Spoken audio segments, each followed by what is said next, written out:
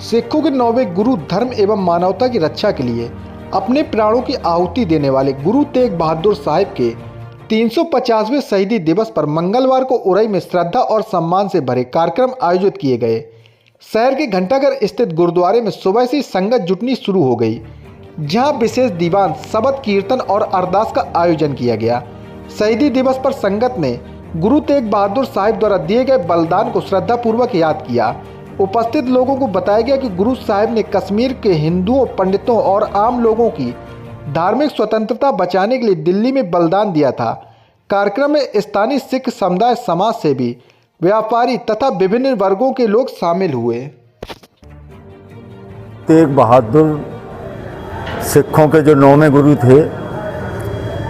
उन्होंने 11 नवंबर सन 1675 को चांदनी चौक शीशगंज गुरुद्वारे जो उनकी याद में बना है, उस स्थान पर अपने 3 शिष्यों के साथ भाई मतीदास, भाई सतीदास और भाई दयाला जी को भिन्न भिन्न तरह की क्रूर यातनाएं जो औरंगजेब के द्वारा दी गईं, पंडित कृपाराम कश्मीरी जब 500 ब्राह्मण ये याचना लेके पहुँचे कि हिंदू धर्म खतरे में है, 1.25 मन जनेऊ प्रतिदिन यानी 46 किलो जनेऊ उतार कर उनको या तो इस्लाम के लिए विवश किया जाता था कबूल करने के लिए, या अपनी कुर्बानी देने के लिए। तो जब गुरु तेग बहादुर से याचना की, पंडित कृपाराम के नेतृत्व में 500 ब्राह्मणों ने, तो उन्होंने कहा जाओ औरंगजेब से कह दो अगर हमारा प्रेसेप्टर इस्लाम स्वीकार कर लेगा तो हम सब सहज ढंग से इस्लाम स्वीकार कर लेंगे।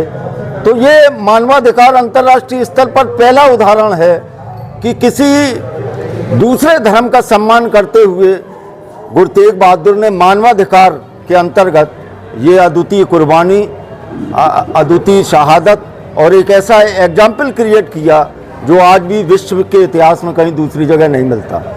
वो इस्लाम के विरोधी नहीं थे, वो इस्लाम का भी सम्मान करते थे, लेकिन उनका ये कहना था कि एक धर्म को बड़ा बताकर दूसरे धर्म का अपमान करना, उसको छोटा बताना, ये मानवाधिकार और उसकी स्वतंत्रता और उसके मौलिक अधिकारों के विपरीत है। इसलिए उन्होंने ये पूरे संसार को संदेश दिया कि हर धर्म, हर मानव को जीने का और अपनी धार्मिक स्वतंत्रता का पूरा अधिकार है। इसके लिए उन्होंने अपनी शहादत दी और इस तरह से पूरे हिंदुस्तान को तिलक और जनेऊ की रक्षा के लिए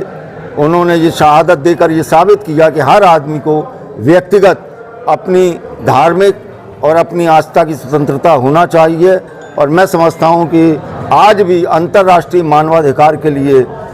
ये एक अद्वितीय उदाहरण है जो विश्व में कहीं इतिहास में दूसरी जगह नहीं मिलता। और इसी को उद्देश्यों को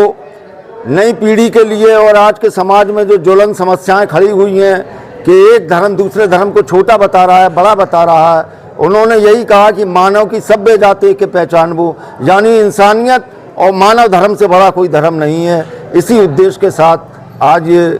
संदेश यात्रा और जो यहाँ आयोजन किया गया, जो उन्होंने 11 नवंबर 1675 को चांदनी चौक में अपनी शहादत अपने शिष्यों के साथ दी थी, उसी को मद्देनज़र रखते हुए ये आयोजन हर वर्ष की भांति इस वर्ष भी किया गया। और अब तो भारत सरकार ने इसे राष्ट्रीय अवकाश भी घोषित किया, तो उसके लिए सिख समुदाय उनका आभारी है। यात्रा कहाँ से कहाँ तक निकाली जाएगी? ये पूरे नगर का भ्रमण होगा, पूरा नगर भ्रमण। नहीं, जो मेन चौराहे हैं नगर के, जहाँ ज़्यादा से ज़्यादा संदेश प्रसारित हो, ऐसे स्थानों को चुना गया। चूँकि पूरे नगर का भ्रमण तो संभव नहीं है, 10 लाख 20 लाख की आबादी में हर जगह तो जलूस नहीं जा सकता, लेकिन मेन रूट चौराहों से होता हुआ और फिर पुनः यहाँ पर समापन राठौड़ गुरुद्वारे पर ही होगा।